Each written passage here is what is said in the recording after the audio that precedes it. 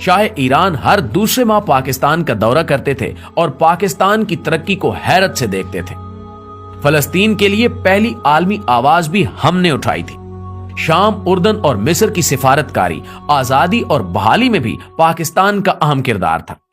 Saudi अरब में 1970 तक पाकिस्तान से ज़कात जाती थी और सऊदी शहरी खाना काबा में पाकिस्तानियों के रिज्क में इजाफे के लिए दुआएं किया करते थे। यूएई की तरक्की में भी पाकिस्तान का अहम किरदार था। दुनिया की चौथी बेहतरीन एयरलाइन यानी एमिरेट्स का कोड EK है और इसका K कराची है। ये एयरलाइन कराची से स्टार्ट हुई थी। हमने इन्हें जहाज भी दिया था और अमला भी, लिहाजा ये आज भी अमारात कराची है। माल्टा के बच्चों के सिलेबस में PIA का पूरा एक बाब है। सिंगापुर एयरलाइन और पोर्ट दोनों पाकिस्तानियों ने बनाई। इंडोनेशिया और मलेशिया की अशराफिया के बच्चे पाकिस्तान में पढ़ते थे। मलेशिया का आईन तक पाकिस्तानी वकला ने लिखा था। जनूबी कोरिया की ग्रोथ में महबूबुल हक के 5 साला मंसूबे का अहम किरदार था।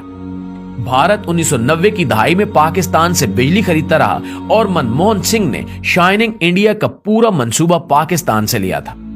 दुनिया की 3 बड़ी इंजीनियरिंग फॉरम्स ने 1960 की दहाई में कंसोर्शियम बनाकर मंगला डैम की बिड की थी और हार्वर्ड यूनिवर्सिटी की इंजीनियरिंग क्लास के तालिब इल्म जहाज भरकर मुताले और मुशाहिदे के लिए मंगला आते थे और इस मंसूबे को हैरत से देखते थे। मुस्लिम दुनिया के 27 मुल्कों के फौजी अफसर पाकिस्तानी अकेडमियों में ट्रेंड हुए और बाद अज़ां अपने अपने मुल्कों में आर्मी चीफ बने। यूएई की फरमर आवाज जैद बिन सुल्तान अल नहान 1970 की दहाई तक पाकिस्तान के दौरे पर आते थे तो इनका इस्तकबाल कमिश्नर रावलपिंडी करता था। हमारे वजीर भी एयरपोर्ट नहीं जाते थे और सबसे बढ़कर 1961 में जब अयूब खान अमेरिका के दौरे पर गए तो पूरी अमेरिकी काबीना ने सदर जॉन F कैनेडी समेत एयरपोर्ट पर उनका इस्तकबाल किया और सदर अयूब खान एयरपोर्ट से व्हाइट हाउस खुली गाड़ी में गए और सड़क के दोनों साइडों पर अमेरिकी अवाम फूल लेकर खड़े थे और पाकिस्तान जिंदाबाद और वेलकम वेलकम के नारे लगा रहे थे। नाज़रीन ग्रामी, पाकिस्तान ने एक दौर ऐसा भी देखा है जब दुनिया हैरत से इसकी तरफ देखती थी और ये जर्मनी और जापान जैसे मुल्कों को कर्जे और इमदाद देता था। लेकिन फिर इस मुल्क पर एक ऐसा दौर आया जिसमें हम $1 अरब के लिए दुनिया के दरवाजे पर भिखारी बनकर बैठे हैं और दुनिया हमें गरूर और नफरत से देख रही है। एक वक्त था जब हम वीजे के बगैर पूरी दुनिया में सफर करते थे और एक वक्त अब है जब हमें अफगानिस्तान के वीजे के लिए भी कतारों में खड़ा होना पड़ता है। ऐसा क्यों हुआ? क्या कभी हमने सोचने की जहमत की है? हमें मानना पड़ेगा कि हमने बड़ी मेहनत और जदोजहद से इस मुल्क को तबाह बर्बाद करके रख दिया है। मगर सवाल फिर भी वही है कि क्या हमारे पास वापसी की कोई गुंजाइश है? तो जी हां, अभी भी वक्त हाथ से नहीं निकला। हम ताहाल एक कौम है और हमारा जोग्राफिया भी बहाल है।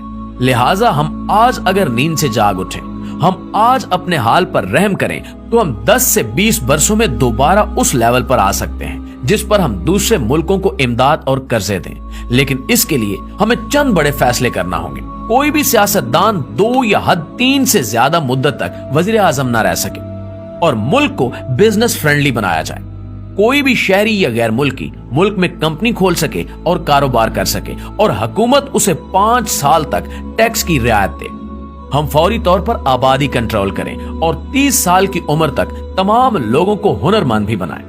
मुल्क में कोई शख्स बेहुनर और बेरोजगार ना हो। और आखिरी मशवरा, मुल्क के तमाम स्टेक होल्डर्स एक ही बार बैठकर अगले 20 साल का कौमी मंसूबा तैयार कर लें और फिर कोई शख्स उसे छेड़ने की जसारत ना करे और जो करे उसे करार वाकई सजा दी जाए। नाज़रीन, आप यकीन कीजिए कि हम इन चंद इकदामात से एक बार फिर इज्जत और आबरू की शाहराह पर आ सकते हैं, वरना हम इसी तरह भीख मांग मांग कर खत्म हो जाएंगे और तारीख के औराक में हमारा जिक्र तक नहीं मिलेगा। आखिर में दुआ है कि अल्लाह ताला इस कौम पर, अल्लाह ताला इस वतन पर अपना रहम करम नाजिल फरमाए। आमीन सुमा आमीन।